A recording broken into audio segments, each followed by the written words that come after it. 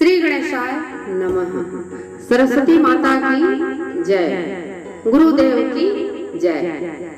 आइए मानस प्रेमी सज्जनों, अब हम मानस में आगे बढ़ते हैं। चलिए। अगुण सगुण दो ब्रह्म स्वरूप, अकथ अगाध अनादि अनूप। मोरे मत बड़ नाम दूते, किय जहि युग निज बस निज बूते। प्रौढ़ सुजन जन जानहि जन की, कहूँ प्रतीति प्रीति रुचि मन की। एक दारुगत देखिए कु, पावक युग सम ब्रह्म विवेकु। अभय उभय अगम युग सुगम नाम ते, कहु नाम बड़ ब्रह्म राम ते। व्यापक एक ब्रह्म अविनाशी, सत चेतन घन आनंद राशि। अस प्रभु हृदय अछत अविकारी, सकल जीव जग दीन दुखारी। नाम निरूपन नाम जतन ते, सो प्रगटत जिमि मोल रतन से। निर्गुण ते यही भांति बड़, नाम प्रभाव अपार। कहूँ नाम बड़ राम ते, निज विचार अनुसार। सियापति रामचंद्र की जय हो, पवन सुत हनुमान की जय हो। उमापति महादेव की जय हो। आइए मानस प्रेमी सज्जनों, हम इन पंक्तियों में मानसकार जी क्या क्या कहते हैं यह जानते हैं। मानसकार इन पंक्तियों में ब्रह्म के सगुण और निर्गुण दोनों रूपों का निरूपण कर रहे हैं। वे कहते हैं कि ब्रह्म के दो स्वरूप हैं, एक तो सगुण और दूसरा निर्गुण। सगुण ब्रह्म और निर्गुण ब्रह्म दोनों ही भजने योग्य है, और दोनों कैसा है? अकथनीय, कहा न जा सके जिसे। अगाध, जिसकी कोई थाह नहीं है, अगाध है। अनादि, जिसका कोई आदि नहीं है और अंत भी नहीं। अनुपम है, बड़ा सुंदर है, प्यारा है।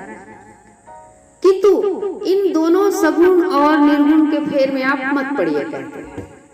मैं आपको यहाँ यह बात बता दूं कि उस काल में जब तुलसीदास जी इस मानस की रचना कर रहे थे, तो सगुण और निर्गुण दोनों भक्तों को, दोनों प्रकार के भक्त थे, दोनों प्रकार के ब्रह्म को मानने वाले जो भक्त कवि रहे हैं, संत रहे हैं, उनमें मतभेद रहा है।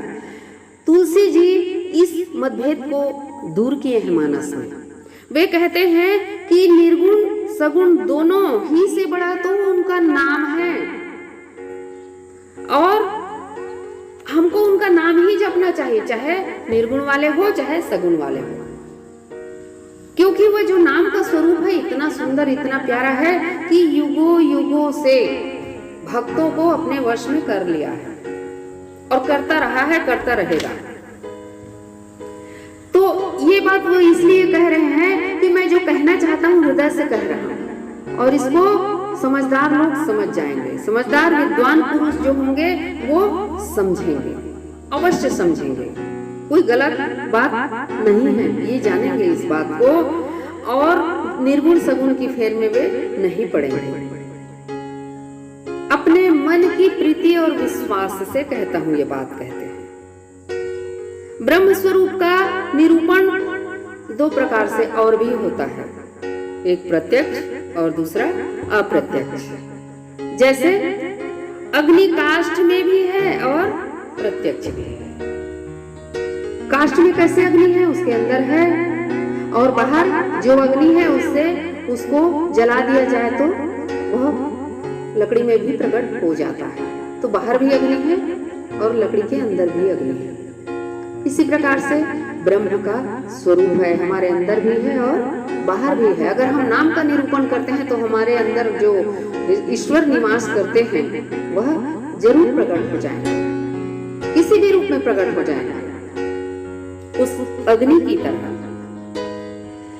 और यद्यपि दोनों ही स्वरूप जो है अगम है, फिर भी वे नाम से सुगम हो जाते हैं।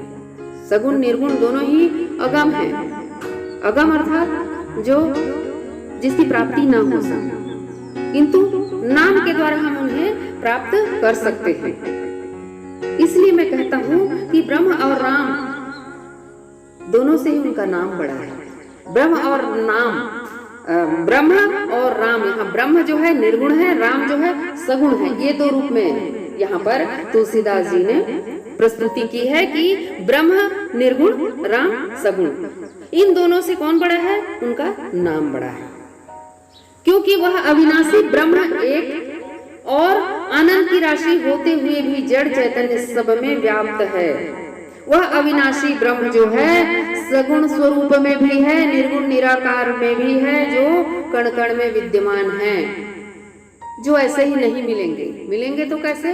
नाम के द्वारा। राम का नाम लीजिए और निर्गुण वाले हो चाहे सगुण वाले हो, राम को प्राप्त कर लीजिए।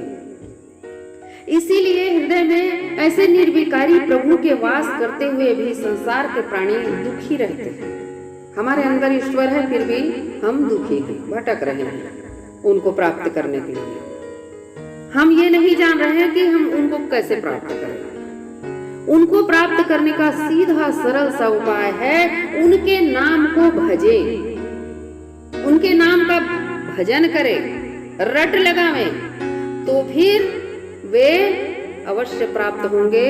बस शर्त इतनी है कि कसौटी पर कसना चाहिए, अर्थात हृदय से नाम लेना चाहिए, हृदय से उनके चरणों में प्रीति होनी चाहिए। तभी वह उसी प्रकार से प्रकट होंगे जैसे रत्न प्रकट हो जाता है। कसौटी पर कसते ही रत्नों का मूल्य बढ़ जाता है, उसी प्रकार से कसौटी पर कसते ही, राम नाम को हृदय में धारण करते ही वे हमारे सम्मुख प्रकट हो जाते हैं। वह स्वरूप जो हम देखना चाहते हैं वह हमें मिल जाते हैं। इस प्रकार नाम का प्रभाव भगवान के निर्गुण स्वरूप से भी बहुत बड़ा है और उसकी महिमा अपार है। इसलिए मैं कहता हूँ कि राम से भी बड़ा उनका नाम है। निर्गुण सगुण के फेर में मत पड़िए, फेर में पड़िए उनके नाम की, उनकी महिमा का गायन कीजिए। नाम का जो प्रभाव है भगवान के निर्गुण स्वरूप से भी बहुत बड़ा है, सगुण स्वरूप से भी बहुत बड़ा है, और कुल मिलाकर सबसे बड़ा है उनका नाम। यहाँ पर मैं आपको बता दूं कि निर्गुण ब्रह्म निराकार होते हैं और उसको मानने वाले भी बहुत लोग होते हैं, वह भी अच्छी बात है। सगुण साकार जो मूर्ति पूजा करते हैं उसे कहते हैं, और उनको मानने वाले भी बहुत लोग होते हैं। कभी कभी आपस में उनमें मतभेद हो जाता है, जो मतभेद नहीं होना चाहिए। ऐसे मतभेद करने वाले लोगों को मानस पढ़नी चाहिए।